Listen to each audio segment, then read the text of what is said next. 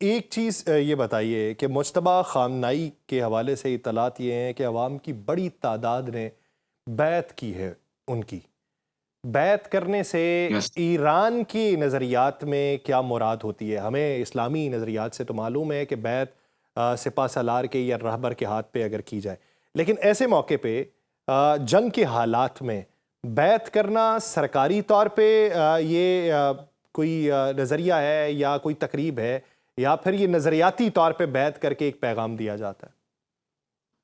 देखिए, ईरान के अंदर जो सिस्टम है वो बिल्कुल उसी तरीके, ये इस्लामी निज़ाम है और इसके अंदर वैसा ही सिस्टम है जैसे हुजूर सल्लल्लाहु अलैहि वसल्लम के बाद हमने जो सिस्टम देखा इस्लामी निज़ाम का।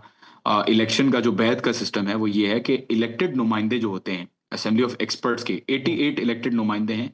वो बैत इस सेंस में करते हैं कि वो अपनी सजेशन देते हैं कि किसको उनकी नज़र में किसको सुप्रीम लीडर होना चाहिए। सही। ये कोई रेस नहीं होती जिसके अंदर लोग अपना नाम डालते हैं। हुँ, इसमें असेंबली ऑफ एक्सपर्ट्स खुद से नाम देती है और फिर यूनानिमस कंसेंसस एक करने की कोशिश की जाती है कि भाई ठीक है, मेरी नज़र में ये है, मेरी नज़र में ये है। और इसके अंदर कोई इसमें बहुत सारे नाम थे। हसन खुमैनी का भी नाम था जो आयतुल्लाह खुमैनी के हेir हैं। इसके अंदर सैयद आरिफी, आयतुल्लाह आरिफी का नाम था, हुँ, आयतुल्लाह बाकरी का नाम था।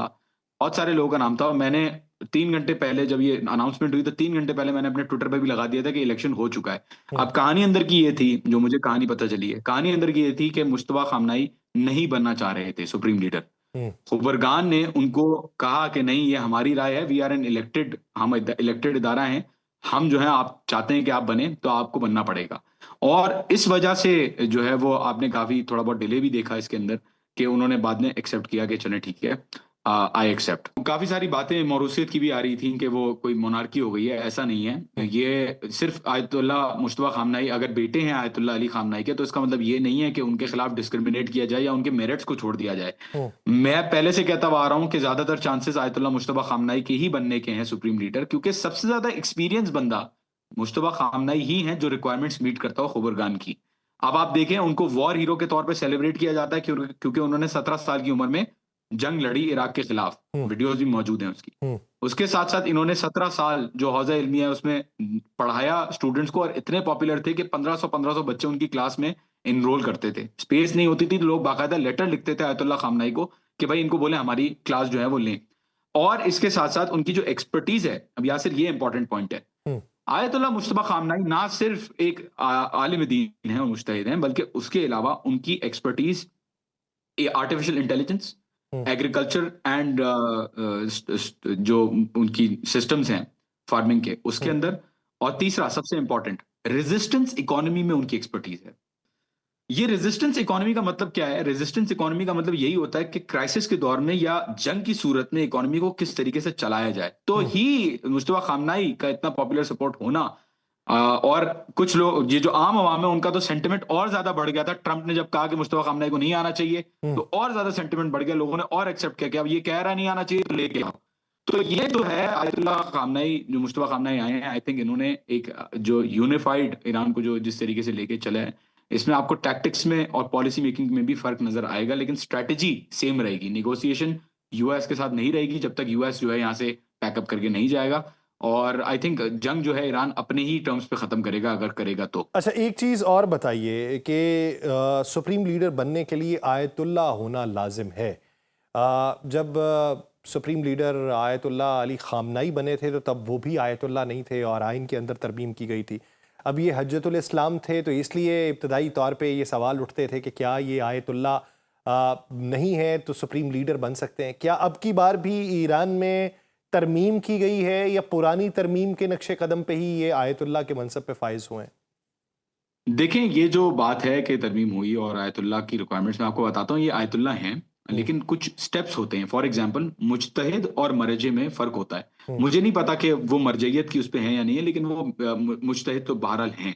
हुँ, और उसके साथ-साथ हमने देखा था आयतुल्ला सैयद अली खामनाई जब बने थे सुप्रीम लीडर, तो हुँ, 2 शिखें होती हैं इसके अंदर। हुँ, एक, सुप्रीम लीडर की रिस्पॉन्सिबिलिटी होती है पॉलिटिक्स। हुँ, पॉलिटिक्स मतलब जितनी भी पॉलिसी मेकिंग है और सिस्टम को लेके चलना, निज़ाम को लेके चलना। हुँ, दूसरी जो रिस्पॉन्सिबिलिटी होती है वो होती है फ़िक़ही मसाइल, रिलीजियस मसाइल। हुँ, आयतुल्लाह अली खामनाई के दौर में Ayatollah खामनाई was the political head, क्योंकि वो मुज्तहिद थे, हुँ, लेकिन मर्जा उस वक़्त तक जो पब्लिश उनकी जो उसूल की बुक है वो पब्लिश नहीं हुई थी। हम्म। तो उनके जो रिलीजियस जो डिसीजन मेकिंग थी वो हम्म। आयतुल्ला अराकी के हाथ में थी।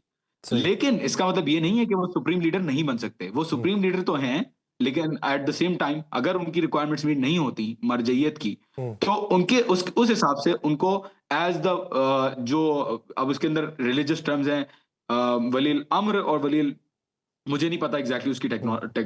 टेक्निकल लैंग्वेज क्या है, सही। लेकिन उसके अंदर वो रिलीजियस इश्यूज दूसरे जो आयतुल्लाह हैं उनकी तरफ लेंगे और हम्म। पॉलिटिकल इश्यूज और स्ट्रेटेजिक इश्यूज वो खुद लेंगे।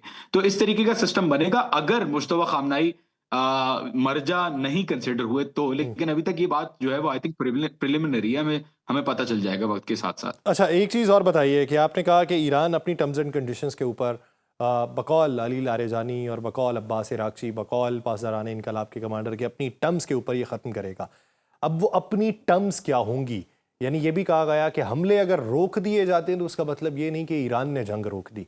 ईरान के अहदाफ क्या होंगे? ईरान कौन से अहदाफ को इस वक्त सेट करके बैठा हुआ है और उस पर अमल दरामद के हवाले से मुमकिन मंजरनामा क्या हो सकता है? आई थिंक सबसे बड़ा जो ईरान का जो निगोशिएटिंग पॉइंट पे सबसे बड़ा पॉइंट होगा वो ये होगा कि अमेरिका अपने इन बेसिस को खाली करे हम्म। और जितनी कम इज्जत से वो आया है उससे ज्यादा कम इज्जत से वो वापस चला जाए, हम्म। क्योंकि कोई फायदा नहीं हुआ उसको यहाँ आने से। और दूसरा जो इनका आई थिंक निगोशिएटिंग पॉइंट पे शायद हो सकता है बात, वो इसराइल के हवाले से हो सकती है या मुख्तलिफ दूसरी चीजों के हवाले हो सकती है कि उसका न्यूक्लियर प्रोग्राम खत्म किया जाए फॉर एग्जाम्पल। हम्म। ये भी हो सकता है कि आए टेबल के ऊपर, but hmm. We will see. Hmm. लेकिन ये बात तो तय है यासिर के अभी ईरान क्लियरली आप देखें ना, ट्रम्प कह रहा है कि मुझसे निगोशिएट करो, मैं निगोशिएट, ईरान मुझसे निगोशिएट करना चाहता है। सबने बैक चैनल्स पे भी सबने मना कर दिया और फॉर्मली भी सबने मना कर दिया।